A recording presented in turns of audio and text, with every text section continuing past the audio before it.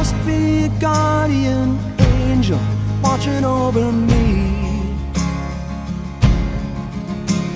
Carl Dixon came and gave his story and sang some for us, sang some wonderful music he's been a part of, and he told a powerful story about the trials and tribulations he's been through over the last few years. Such an inspiration and just such raw emotion up on the stage. He could have said, I'm the one that made it through, but again, he focused on the doctors and the medical team. Nobody expected him to live after the accident. Nobody expected him to play music again, let alone walk again, and here he is, second year in a row, coming, talking to our summit, talking to us, and playing wonderful music, inspiring. What we're going to talk about today is, I think, resilience and teamwork and coming back from being knocked on your bum and coming back strongly.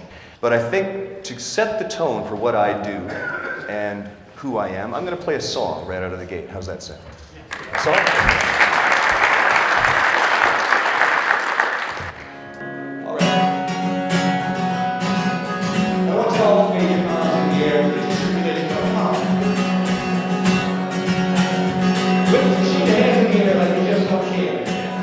That was the other thing I really like to see, is that he said, hey, here's how we can use music to help bring people together, to help change the mood, to help give us the right kind of attitude that we need to get through what we need to get through. That's another thing I really appreciated.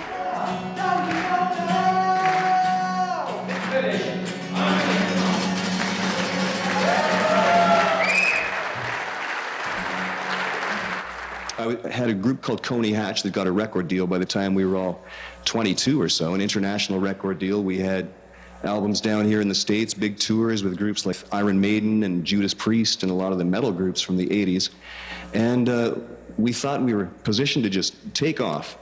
What I can say now in retrospect is that we didn't make it to the top, but we could see the top from where we were.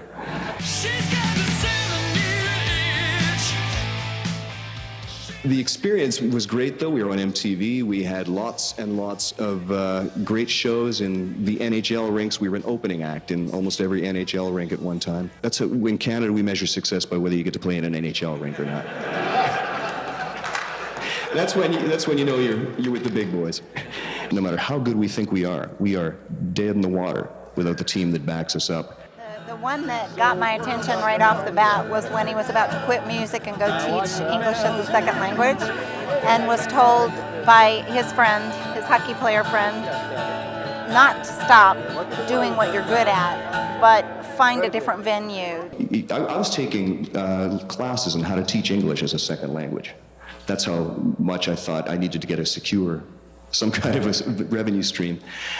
My friend Pat Stapleton convinced me, you need to look in your field because of all the contacts you built up, the skill you built up, the knowledge you built up over all these years. Don't throw all that out and start in something completely unrelated and begin all over again. Look for things within your field that have a different application for what you already know how to do.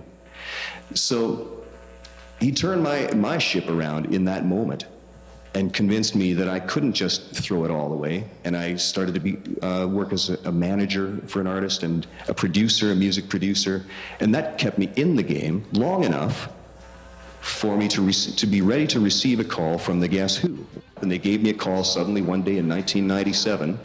Carl, what are you doing? I said, well, I was just wondering what you guys are doing. So he said, we need a singer. Can you audition? And that, just out of the blue, turned my uncertain career, suddenly gave it certainty, and suddenly I was back at that level of performing big shows for big audiences for good money. A Canadian musician who almost died 2 years ago in a head-on smash in country Victoria has returned to track down the other driver and apologise. Carl Dixon admits to being on the wrong side of the road and is now trying to get his life back in order. For almost 4 months, this was home as he battled to overcome horrific injuries following a head-on smash near Daylesford. I was really just a mangled piece of roadkill almost that they pulled out of that wreck after an hour and 45 minutes of trying. 3 smashed limbs, brain damage, the loss of his left eye and a lacerated liver, Dixon was helpless.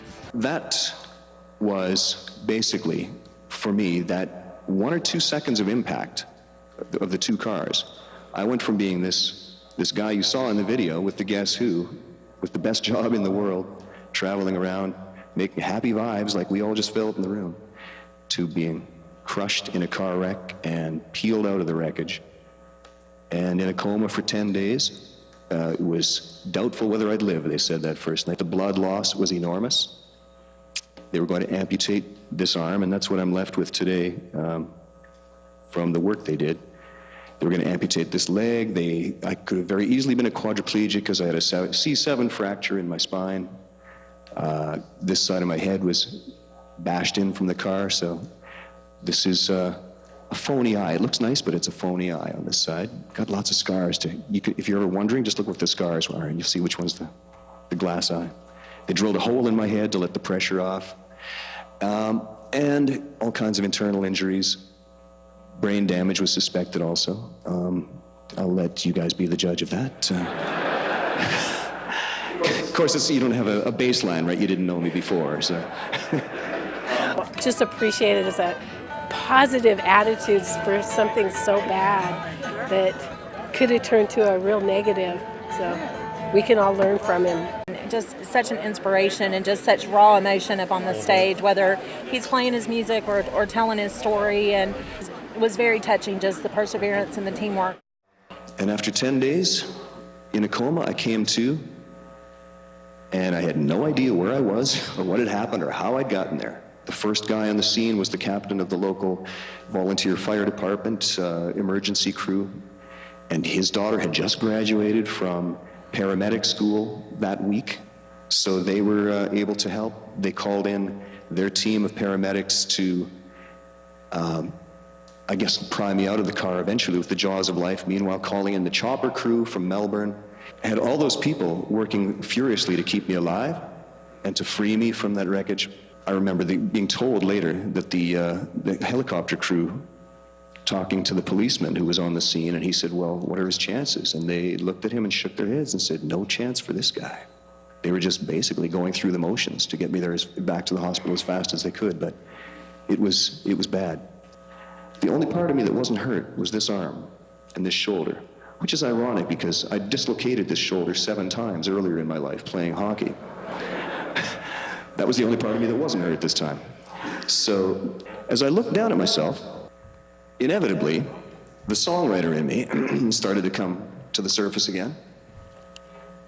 And I thought, man, I'm covered in stitches and sutures and staples. And then I thought, that's musical.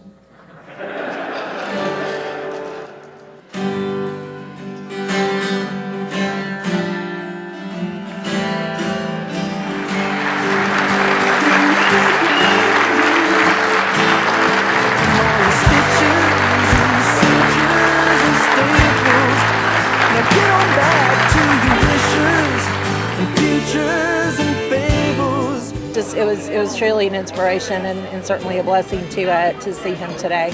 We've been working with teams for so many years. It's just so neat to hear validation that teamwork really does help make a difference, even to the point of bringing someone back from where he had been.